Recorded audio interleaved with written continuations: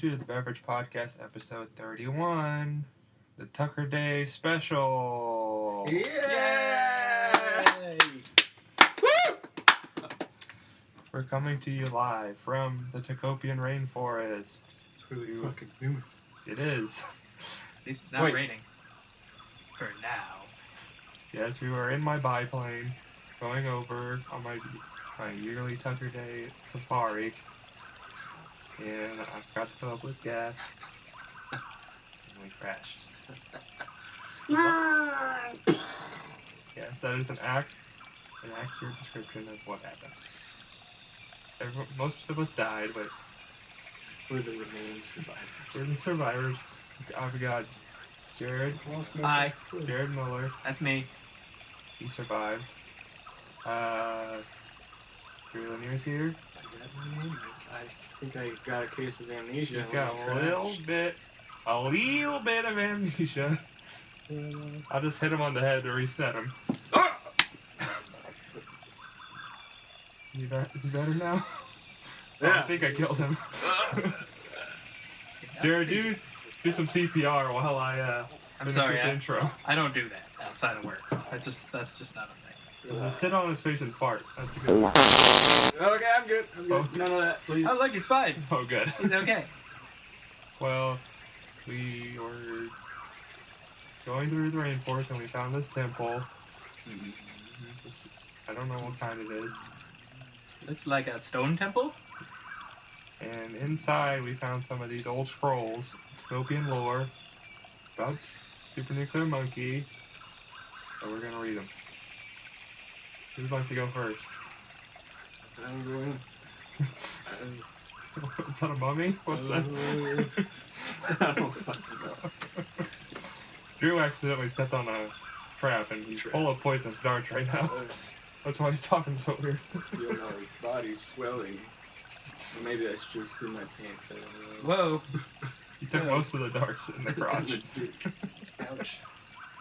Anyways, Well, what's that scroll say? the scroll here says Tucker Day Tale, Super Nuclear Monkey and Miss Mystify. Strange. Interesting. I like it. The museum had not seen such business in a long time. A couple families and a small group of students had shown up for the day. Granted, it was only enough people for 3 hours, but that was more traffic than they have had for 2 months. Regardless, the city would likely be closing the building for the fall. Their reasoning was to replace the current museum displays with more favorable programs to beneficiary and taxpayer money, a fact that brought much disdain to one of their few remaining guides, Misty Florentino. Her first tour group was one of the families, which comprised mostly of a horde of children. She did not know whether to feel admiration, fear, or pity for the parents. Now we have come to my absolute personal favorite exhibit. The ancient Egyptian display we have holds many wonderful donated artifacts.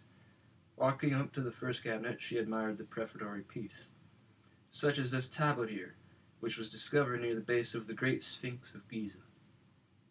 Behind it was a large section of wall covered with photos and text regarding the history and expeditions of the Great Sphinx, which transitioned into the Great Pyramids. Almost all of her group migrated over to gawk over the information.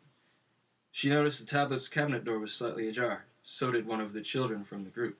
Before she could stop the boy, he had opened it the rest of the way. His parents were distracted with corralling their other kids to the wall. Moving quickly, she stuck her hand directly in front of his, stopping him from touching the tablet. He looked up at Misty. A twinkle crept into the corners of both eyes, as though preparing to cry on a hair trigger. "Sorry, buddy, but the displays are supposed to be locked. No touching, okay?" She watched the twinkle twist and manipulate his face. Not of sadness, but the devious side of children's natural curiosity that she only ever heard of. Shoving forcefully into her hand, he caused her hand to push into the tablet, almost knocking it over. A jolt radiated through her body, out of dread and panic. Grabbing the boy by the hand, she pushed him away from the cabinet. He began screaming.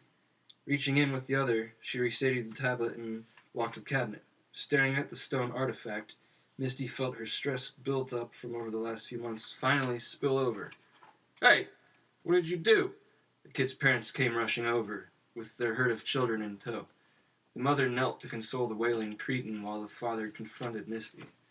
Is this a part of the tour experience? Getting children to cry? Misty's emotions for a long time had been a mix of frustration, anxiety, and mild depression. With the stress having spilt over, her mental state was now a soupy miasma. Glancing at the tablet, a sudden mischievous calm took over her. Do you want to know what my favorite riddle of all time is? Misty began, grinning. What? Says nothing. What goes on 4 legs in the morning, 2 in the afternoon, and 3 in the evening? Her grin widened. The father was growing uneasy. Come on, are you going to explain yourself or continue not caring? Honey, what's the problem? Turning to her, he opened his mouth to speak but was cut off by Misty. Answer the riddle. Okay, fine. He stood there thinking for a moment. Think you're so clever, huh? The answer is mankind. Crawl as a baby in the morning, adult in the day, and then elderly with a cane at night. Misty began chuckling. What the hell is wrong with you? You're wrong! She began laughing louder. Wait, what? The answer is you! Your family, too! As she cackled loudly, her eyes began glowing with an orange fury. She pointed her outstretched fingers at them and light shot out, shining onto each family member. At first, nothing happened, and the parents looked at each other with a mix of perplexion and terror. Looking at their children and then turning to her, their confusion was palpable through their perspiration. Is this some kind of prank? What are you... The mother stopped, as the world around her suddenly expanded as she shrunk down. Her husband also shrank, the two of them no longer adults, and their screams became infantile shrieks. All of their children shot up in height and hunched over due to the disorienting growth spurt. Skin wrinkled as their hair grayed and thinned. Their shrill wails turned into raspy groans. Their clothes stretched and nearly ripped as they transformed into elderly people. Falling onto the ground, some of them cracked ribs, hips, and ankles. Standing gleefully above the first victims of her newly acquired otherworldly powers, Misty cackled and howled in victory. No longer am I Misty Filantino. Everyone will now know and fear me as Miss Mystify. Looking down on the groaning and the wailing transformed family, she pointed at the sign posted at the entrance to the display room. It stated, Please refrain from touching any object on display. Doing so will result in consequences including, but not limited to, removal or ban. Should have read the sign, Miss Mystify squealed. Kneeling down next to one of the prostrated junior-turned-seniors, she whispered gently into his ear. They tried crawling away, but she held him down. All about but cannot be seen, can be captured, cannot be held. No throat but can be heard. What am I? Air? He painfully groaned. Close! I am the wind! Suddenly she was floating above him. The air around whipped up into a fury. Brochures, papers, and lightweight items began flying all around the room. Cowering and covering their faces, her victims began wailing raspily. With all the sudden commotion, a museum security guard came charging in and began yelling. A rush of wind buffeted into him, drowning out his words. Miss Mystify motioned with a hand, directing a torrent of papers and items into his face. Some caught into his mouth and he began choking. Floating past him and out into the main hall, Miss Mystify rushed past the front desk. The clerk gaped at their flying former coworker. She locked eyes with them and laughed maniacally, causing him to drop behind the desk. Flying onward out the doors, her laugh echoed throughout the halls as she finally escaped her job. Skipping down the sidewalk with an ice cream cone shoved into her face, a young girl sung as she went about. Upon the shirt she wore was a colorful emblem of the well-beloved supernuclear monkey. Bouncing on her back with every skip was a backpack caricature of that same revered hero. As she merrily bounded and played, a cacophony of distant screams and crashes carried along with an increasing wind. Stopping in her tracks, she watched a woman soaring up the street, laughing madly. The woman slowed as she approached the girl. Alive without breath, as cold as death, clad in mail, never clinking, never thirsty, ever drinking. What am I? The girl stared at her in bewilderment, not moving. A fish! She pointed at the cone in the girl's hand. Looking down, the girl now held a trout. Floundering in her hands, she nearly lost balance trying to keep hold of the fish. Crying loudly, she turned and ran back down the way she had come. Across the street, a portly man screamed in terror, holding his hands up to his face. Kneeling down, he pointed up at the flying woman. How dare you! You monster! Super Nuclear Monkey will punish you. Ha! You dare to think I, Miss Mystify, am scared of that has-been? Let me ask you something. You're a fool. I won't answer to you. The man started walking away. You throw away the outside and cook the inside. Then you eat the outside and throw away the inside. What did you eat? Go away! 2 ears of corn sprung from his mouth. Grabbing hold of them and yanking, he found that he was unable to pull them out. Miss Mystify laughed at his muffled cries as she flew onward. Oh no. Oh man, this story is getting crazy. Oh my.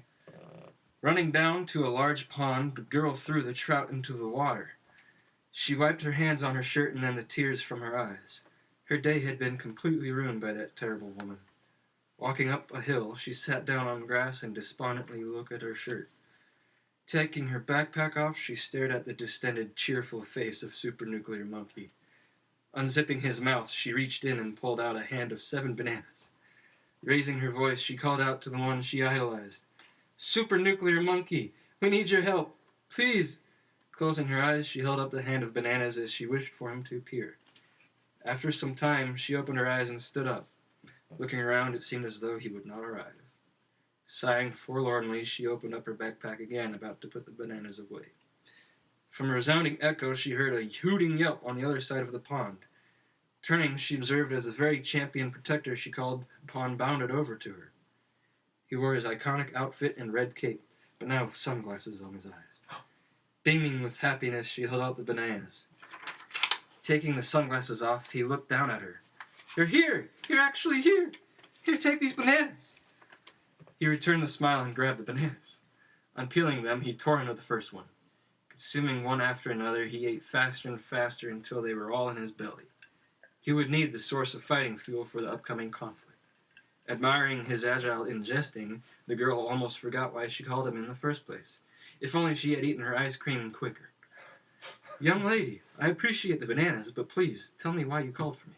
There's a lady flying around, making terrible things happen to people. She's so weird and mean. Made my ice cream cone turn into a fish. Could you make her go away, Super Nuclear Monkey? Sliding the glasses back on, he smirked at her. I'll see what I can do. Take care, young one. Darting away, he sprinted off towards the sounds of screams to follow the trail of chaos and shenanigans. Waving at him as he left, the girl turned and picked up her backpack. Dancing in place with the bag, she hugged it before running home. Running down streets and sidewalks, Super Nuclear Monkey effortlessly picked up on the woman's aftermath of anarchy. Left debilitated, sprawled, and crawling away on the ground, her victims were in various states of misery. Some were buried up to their neck in sand, others were soaked in water, while some were not moving at all. He whimpered in anguish and empathy as he took stock of those suffering around him. Fury welled up inside his belly, and he let out a long howl into the air. This caused a wave of momentary distress among those within earshot, but upon noticing the source of the bellow, there was calm. Their savior was here to end the carnage wrought upon the town. Wrinkling his nose, he sniffed around to catch a whiff of the new enemy. In the air was a blend of fear, sweat, old museum, and ozone. Tracing in the air above the path of havoc were the latter two scents, with the former emanating from the victims. Jumping up and down, Super Nuclear Monkey surged down the street after the scents. In a matter of moments, he had finally caught up to his quarry, preoccupying herself with yet another victim. Boxes without hinges, lock or key, yet golden treasure lies within. What are they? She screamed into the face of the man she held aloft by the shirt collar. I don't know, he began crying as he awaited his fate. Eggs! Cackling, she let him go to fall a dozen feet. His pockets, pants, and socks ballooned out in midair, swelling with eggs. Hitting the ground, the eggs acted as enough buffer, but he was still dealt broken bones. Rolling around in pain, the remaining eggs were shattered. His lower half was drenched in egg white and smashed yolk. Movement stopped as he passed out from sheer shock. What's this? Her attention turned upon Super Nuclear Monkey. You actually decided to finally come to the rescue, then? You've gotten away with enough today. I don't know who you are. I am Miss Mystify. It doesn't matter who you are. I bring your end. Ha! You! Don't delude yourself. I became more powerful than you from the moment I gained my powers. Then let's put them to the test. Finally, someone up to the challenge of riddles. You're nothing without... Firstly, say my name and I disappear. What am I? Silence. The screams of pain and anguish dissipated. Looking around, her victims mouthed their pain without noise. All background ambience went with. Only Miss Mystify and them were left unaffected. Secondly, it cannot be seen. It weighs nothing, but when put into a barrel, it makes it lighter. What is it? A hole! Immediately, he jumped away from his spot as holes appeared around him on the ground, giving way to the sewage system. You're gonna have to be faster. Fine! Thirdly, a moment lapsed as she rapidly shot off the next riddle. Feed me and I live, give me drink and I die. What am I? Now that... Fire! From her left palm surged a blazing stream at him. Catching him briefly, his clothes began to burn. Dropping to the ground, he hastily rolled away from her, smothering the flames and avoiding further ignition. My times be long, my times be short, my times end here, my first report. Oh, too busy to answer. Lightning! From her right palm discharged a quick succession of violent electric streaks. Rolling faster, he dodged the first two, but struck with the third. Closing her hands, she slowly landed onto the ground and approached where he lay. Pretending to struggle, he moved into a kneeling position and feigned pain by clutching his hands over his stomach. As she approached, he readied himself. Finally come to realize you have met your superior, supernuclear monkey? Never! Launching forward, he brought his fist upward and connected with an uppercut. Flipping through the air backward, she hit the ground and somersaulted further away.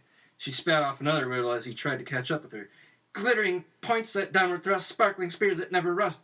Glass... No! Icicles! She opened her mouth and a cascade of ice spears shot out.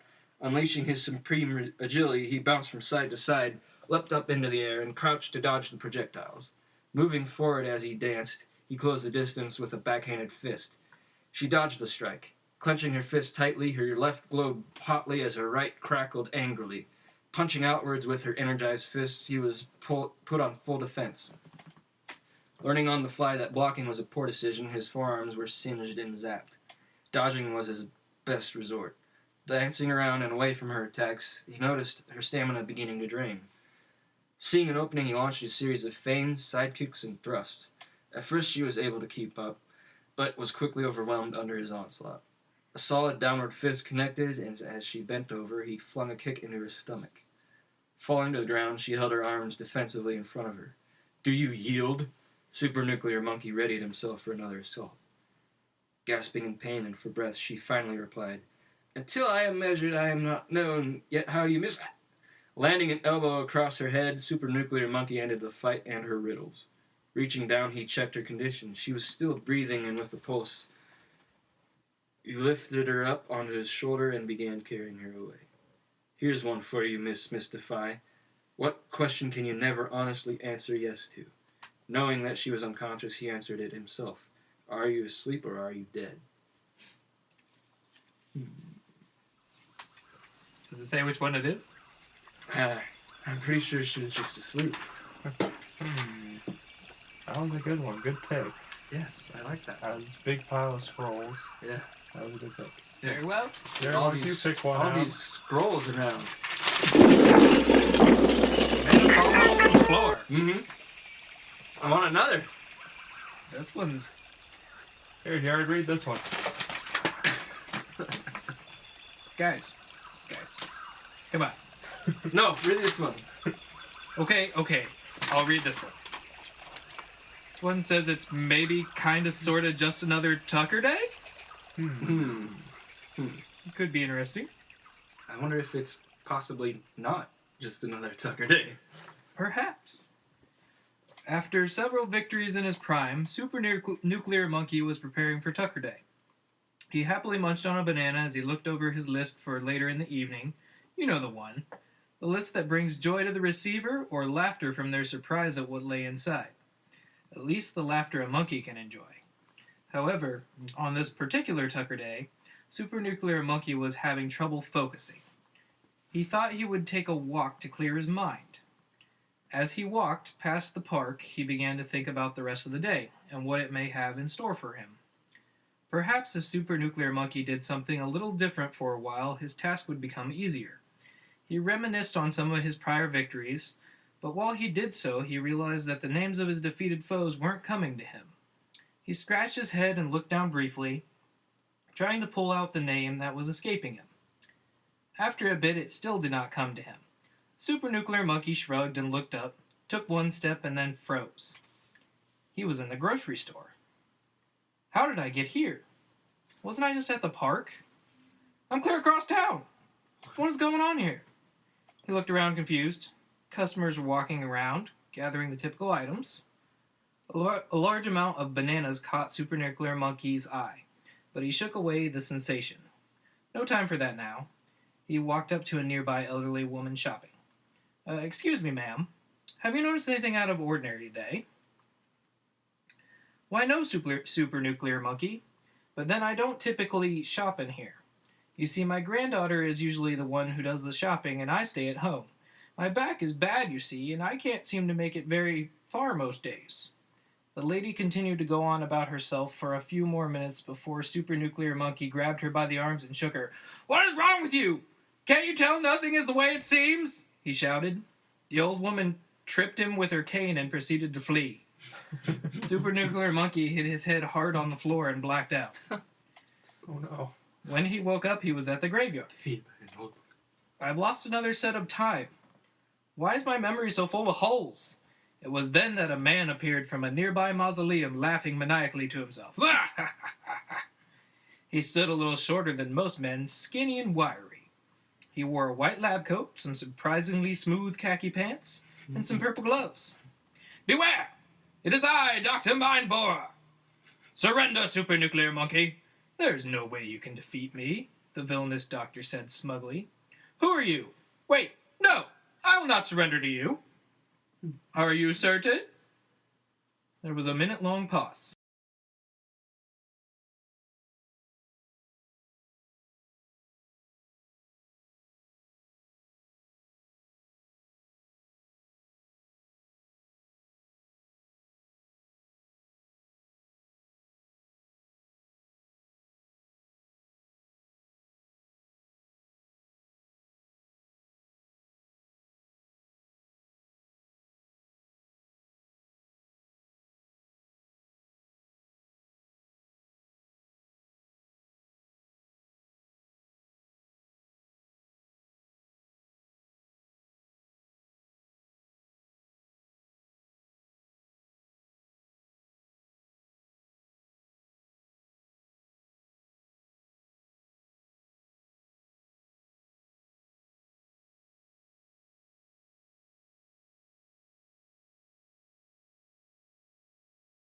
Yes? No? Wait. What's happening? Supernuclear Monkey asked aloud in uncertainty. Dr. Mindborer hit Supernuclear Monkey in the side of the head with a heavy object he pulled from inside his coat. Supernuclear Monkey's eyes fluttered, and he saw darkness closing in around his eyes, again for the second time today. Supernuclear Monkey woke up again, this time to an awful stench. Oh no, not again! He exclaimed in frustration. He pushed his hands up, throwing open doors to the dumpster he must have been unceremoniously dumped in, and clattered to the ground as he tried to climb out. He shook his head, trying to clear the cobwebs again. The last thing he remembered hearing was a whirring sound. He tried to remember what had happened, but all he could think of was the whirring sound. Supernuclear Monkey knew he was in trouble. He needed a doctor, but a different doctor than the one he just ran into. Supernuclear Monkey fled the city quickly. It was merely a tactical retreat while he sought the individual who could train him to defeat perhaps his greatest foe. He wasn't sure because he couldn't remember any of them at this point. He searched high and low for the one who could show him what he was missing. Finally, in the long-abandoned subway of a distant city, he stumbled across her. Fortunately, this time he regained his footing and didn't fall and black out again. 3 times in one day is too much, he spoke aloud. And who is this monkey that stumbles in the presence of Lilithine Marsh? The woman spoke in a Jamaican accent. She wore tattered clothing consisting of wraps covering most of her body, and old torn clothes of dark greens and purples, as well as some strange jewelry. A necklace made of teeth hung from her neck, and just behind her, hanging from a few different strings, were shrunken heads. What? Who? Me? I'm Super... Oh, no. What's this? Can't remember your own name. Poor child, Lilith said pityingly. She searched through a nearby bag and pulled out some kind of leaf and a millipede. She crushed the two together in a small bowl. Drink this, she said. Super Nuclear Monkey shook his head vigorously from side to side as if to say, "Hell no, I ain't drinking that." Lilith gently caressed his shoulder and quickly forced him to drink it. He coughed and sputtered. He jumped up and down, side to side, and shook his head vigorously. It was almost as if he was going primal. Then suddenly his eyes snapped open and his mind was clear. "I was wondering which doctor I should see," Super Nuclear Monkey laughed. "Funny you would find your way to a witch doctor then," Lilith laughed at the irony. "Now then, my child, what else can I help you with?" "Well, Lilith, I've just encountered a man who can control my mind. He's made me forget things I've done. He might have even controlled me for a brief time, but there's no way to know now. Isn't there, though? I'm not drinking any more of that nasty crap." "All right, Monkey. That's Super Nuclear Monkey. Ma'am," he said, trying to be polite. "Ah, so that's who you are. I've heard many tales of you. I'm more than happy to help you defeat this fellow of yours. The power to control the mind is quite hard to overcome, my dear. But there is always a way. The answer is inside you." "Does that mean you have to cut me open or something?" he asked. She laughed, unnerving him slightly. "Ah, don't be ridiculous. I'm not that kind of witch." It was then that she motioned him closer. "If your mind betrays you, then your answer is within your primal self. Let it take over and you will find the answers you seek. This should help as well." She took off her necklace and put it around his neck. "This is very powerful. The teeth are from fairies of the sky. It will protect you from any further assault of the mind. Not a physical one, Super Nuclear Monkey. So, mind your head." Super Nuclear Monkey looked down at the necklace and looked back up, but the witch doctor was gone. What? Oh my goodness. Armed with his new teaching, Super Nuclear Monkey knew there was only one way to get back to his primal state quickly. Anger. He walked up to a nearby man who was very strong and muscular. "I'm going to kick your booty hole, booger face." That's the worst insult in all of Tokopia. Why would he say that, Jared? That's terrible. I'm not sure. That's terrible. Well, this is a big muscly guy, so maybe he's an idiot? Oh. Let's keep reading. Read on. Okay. The muscular man cracked his knuckles. "Bring it on, monkey man." His isn't much better. That's pretty terrible, too. That's a derogatory term.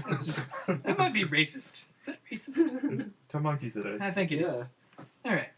Super Nuclear Monkey threw a punch slower than usual, deliberately holding back. The muscular man caught the arm and pulled Super Nuclear Monkey into his knee with the momentum. This doubled over our monkey friend, who received an elbow to the back of his spine. Super Nuclear Monkey slammed his fist as if it was a hammer down onto the muscular man's foot. The muscular man hopped around a little, shaking his foot, and stumbled into a nearby banana stand, knocking several of them to the ground with a solid thwack. Super Nuclear Monkey began to hop around rapidly, his primal ways returning. The muscular man was defeated by 110 fast strokes to the abdomen and a single kick that sent him flying through the air. In that moment, his eyes went red, and through the redness, he began to see clearly. When he started his walk earlier, he remembered seeing Dr. Mindborer by the park. The doctor had shaken his hand and spoke with him pleasantly about his work for the community. Then he blindsided Super Nuclear Monkey, who was struck with a drill, and he saw the whirring bit approach him before he blacked out. He felt around his head, noticing a few small uneven indents from the rest of his skull, and a shiver went up and down his spine. Then he remembered hearing that same whirring sound after the old woman had tripped him at the grocery store. The evil doctor must have been lying in wait. He remembered walking to the graveyard after that and laying down to rest against a nearby grave. This was just before the last attack. Now he knew what had happened. It was time to do something about it. This Dr. Mindborer's a coward. Super Nuclear Monkey walked back into his town. He was scratching his head and looking dumbfounded as he moved about. He walked behind the nearby bowling alley, dropping a banana after just one bit, and stood staring at the door. He reached for the handle but stopped before his hand touched it. When Super Nuclear Monkey turned around, he saw Dr. Mindbore laughing at him. Ah! The doctor approached with the drill again, and that whirring sound came back as the villain approached. Super Nuclear Monkey moved his head and body as if he was in a drunken daze, and then when Dr. Mindbore was close enough, he quickly swiped the drill from the doctor. Super Nuclear Monkey quickly broke it down to its most basic components and threw the pieces at Dr. Mindbore. The doctor's mouth opened wide in disbelief. Not my drill! Super Nuclear Monkey threw a jumping uppercut punch, leaving a gaping hole in Dr. Mindbore's skull. Oh, God. Oh. Well. He just straight up murdered the guy. The villain fell to the ground lifeless, and our hero leapt around in victorious celebration. Later that day, Super Nuclear Monkey gave all the good boys and girls presents, and all of the bad boys and girls a bag with a single stick of poo-tasting gum. Ew. Oh. The end. All right. Okay. Wow. That was very informative. Interesting. Any more I stories? remember There's that. another one that's way up at the top. It's supposed to be the newest one. Oh. It's definitely canon. Definitely looks newer than the rest. Doesn't have dust on it. That's for sure. If you've heard any ice jingling, you've just been drinking this dirty old cave water, so Yeah. probably why our Not stories good. are so weird. I think I'm going to be sick. Oh, no. Dude just vomited all over a statue of a Miss Mystify. Hopefully that won't come back to haunt us later. Alright, here we go. This story is called The Origins of Tucker Day, Election Day. The moon hung low. Ooh, I'm gonna move the mic a little bit closer because I'm the most important person. I see.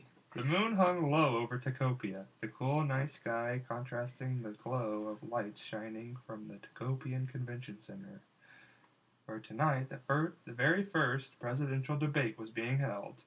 As of a year ago, the nation of Tacopia has been without a ruler after the evil king was choked to death by national hero Super Nuclear Monkey.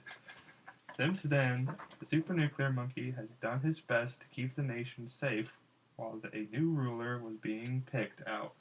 And tonight, the two candidates are finally meeting for the final debate before Election Day. Yay. The convention center was buzzing with the voices of all the eager citizens anxiously awaiting the candidates' arrivals. Hello, spoke Thundercrate, local newscaster / superhero. I am Thundercrate, your superpowered moderator for this evening. He's awesome. He's pretty good. Mhm.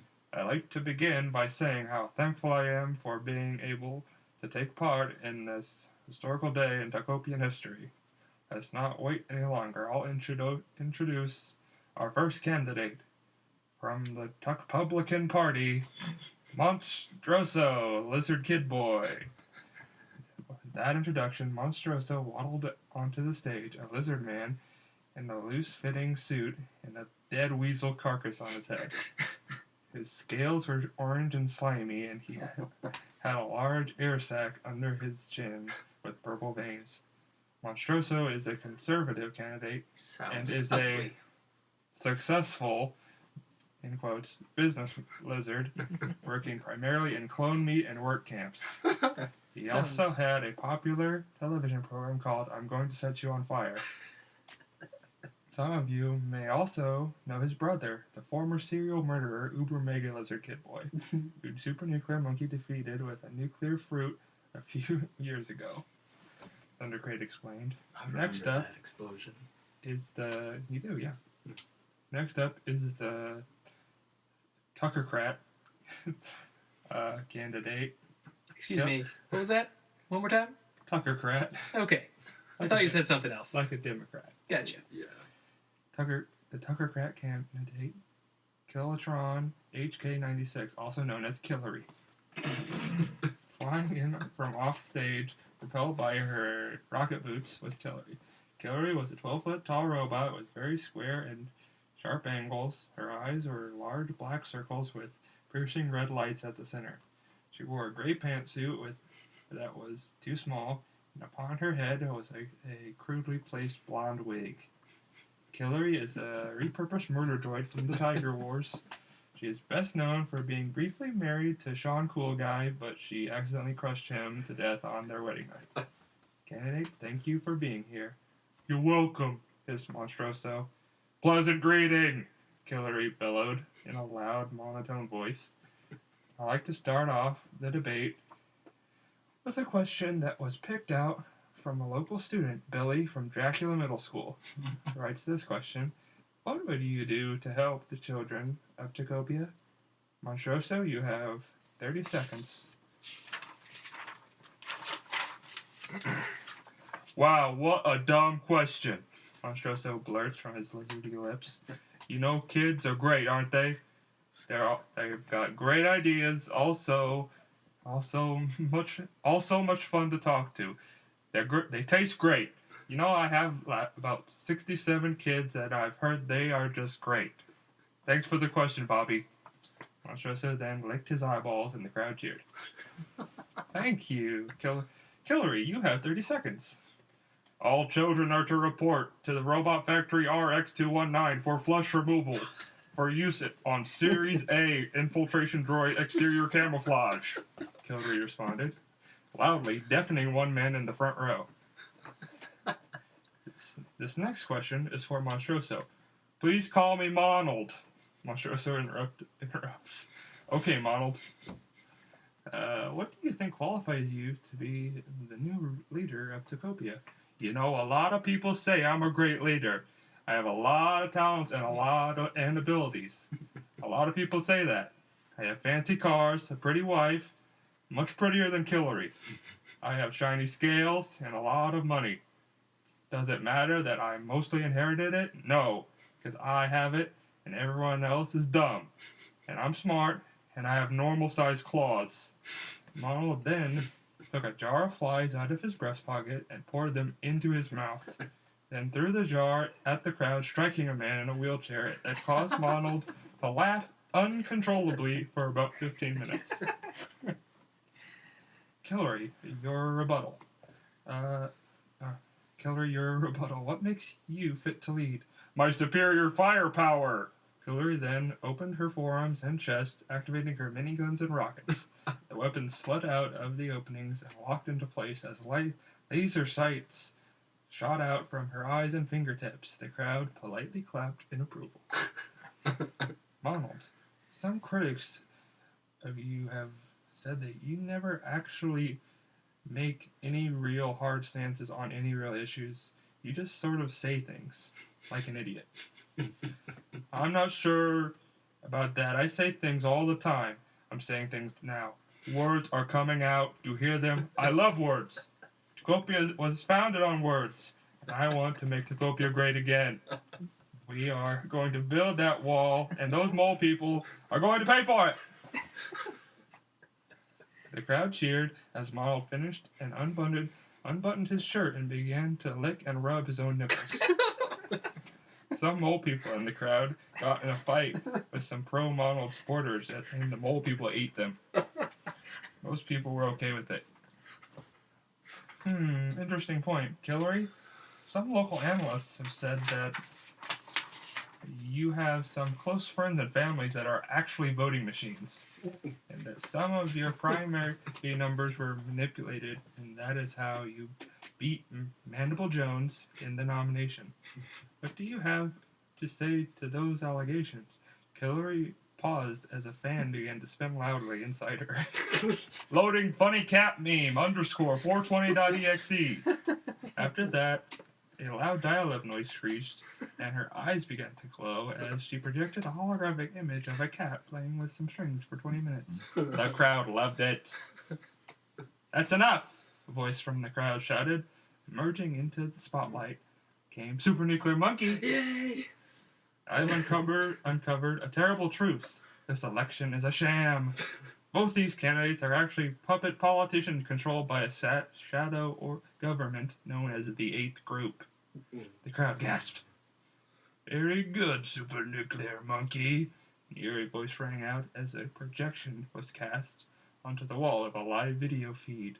The image showed 15 shadowy figures in hooded robes with sideways 8s on their chests. "You found us out," the lead robe figure said, "but it doesn't matter because they are the only 2 candidates on the ballot. So they have to vote for one of them." The hooded figure laughed. "Ha ha ha. That's not true," Super Nuclear Monkey said. "There is another candidate." "Who would that be?" The leader snickered. "Me!" Super Nuclear Monkey said, holding up the proper paperwork needed to be printed onto the ballot. "But how can you be on the ballot if you're dead?" the leader said. "Gallery, Monald, eliminate him." And with that, the 2 candidates jumped at Super Nuclear Monkey, Monald's claws bared and Killary firing all of her guns and missiles. Super Nuclear Monkey leapt into the air, landing on a missile and riding it like a surfboard, then kicking the missile at Monald, hitting him and exploding him to a bunch of green guts that showered all over the splash zone of the audience. Not modeled. I liked him. Killary transformed her hands into laser lobster claws mode, and began to snip at Super Nuclear Monkey. But his simian movements were too quick for the large, sluggish robot, and he slipped under her legs, then leapt up onto the scaffolding, holding up the lights about 100 feet in the air. Then Killary turned to see him. She began shooting lasers at him from her forehead crystal. Super Nuclear Monkey did a shooting star press off the scaffolding, hitting Killary. Not Hillary. Not Hillary. Let's make it Hillary? I don't know. clear. And totally demolishing her into a million pieces. The crowd loved it and began to chant his name. Super Nuclear Monkey! Super Nuclear Monkey! Super Nuclear Monkey! "Curse you, Super Nuclear Monkey," the leader said. "We will get you for this. This isn't the last time you've seen the 8th group." Then the transmission cut to black. After that, Super Nuclear Monkey was made king of Tokopia, and everyone loved him. And from that day on, to commemorate Super Nuclear Monkey's exposure of the evil 8th group's plot, the people of Tokopia made a holiday called Tucker Day, in which Super Nuclear Monkey delivers presents to all the good boys and girls, and to the bad ones, he gives slimy onions and mustard wrapped in a crusty t-shirt. Wow. Wow, guys. Those are That some was- really great stories. Especially that last one. That last one was great. That was amazing. Man, I about cried. That was so amazing. It was beautiful. Those characters in that story, I don't think they were based on anyone. No, definitely not. I mean, Pretty sure they were all completely 100% hugely original. Exactly. Yeah, I couldn't recognize. And there these were lots of celebrities words. at all. There were lots of important words. Yep. Yeah. You know, guys, I'm actually looking around here, and I don't think this is the temple. I think we just crashed into a Rainforest Cafe. Oh, no wonder there's people asking what we would like to eat. Yeah, and now it's all these dead people who got crushed yeah. by the plane. And I think these are just stories from the gift shop. Oh, Well, that's a lot less interesting. Yeah, this trip sucks, Tucker. sorry. You should learn how to fly a plane. At least we got these jalapeno poppers. Yeah. Oh, okay, that's a fair point. We should probably get out of here before the I think I'm gonna call. police come. I think I'm gonna call the cops on you.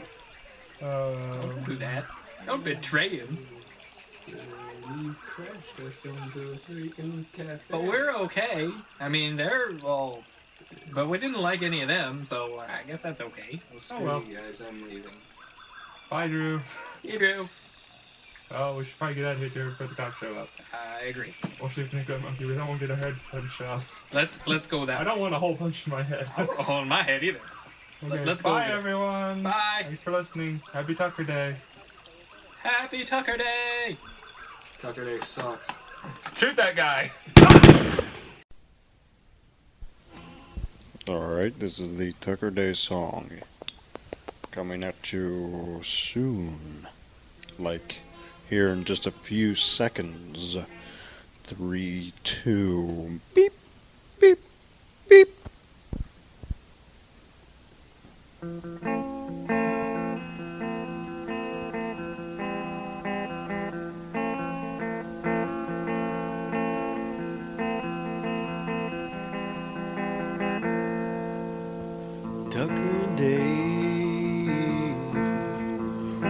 rocks off yourself. Tucker Day.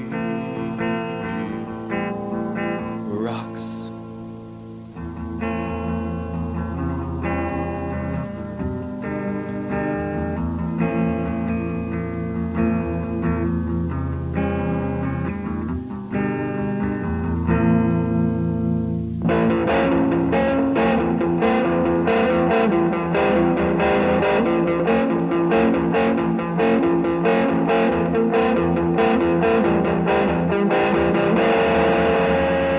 Fighting for the freedom of crappy movies, saving the world from samurai sorcerers and evil dogs.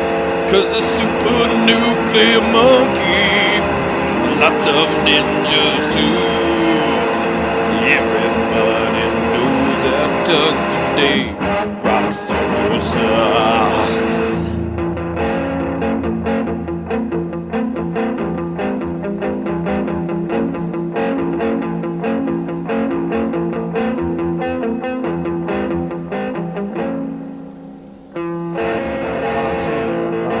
Boxing, everybody sucks for me. Presents are given and gifts are given, and somewhere along the line, I like pie, I like pie, I like pie, you, I like pie, I like pie, I like pie, and crap, I mean, this is what you hate. 'Cause the super nuclear monkey, lots of ninjas too. Everybody knows that Tucker Day rocks up your socks. 'Cause the super nuclear monkey, lots of ninjas too. Everybody knows that Tucker Day rocks up your socks.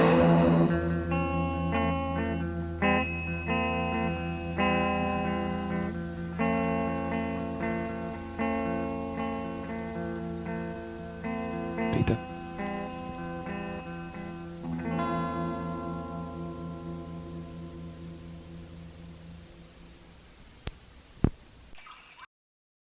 Thank you for listening to The Beverage Podcast. The Beverage Podcast is available on Libsyn at thebeveragepodcast.libsyn.com. It is also available on iTunes and the Beverage YouTube channel. You can also like us on Facebook, The Beverage Podcast. We also have Twitters. My Twitter is The Beverage, and Marcus's is The Mook86. We also have a WordPress, which is linked on our Facebook page. I don't know what it is, because I don't have it written down on my paper.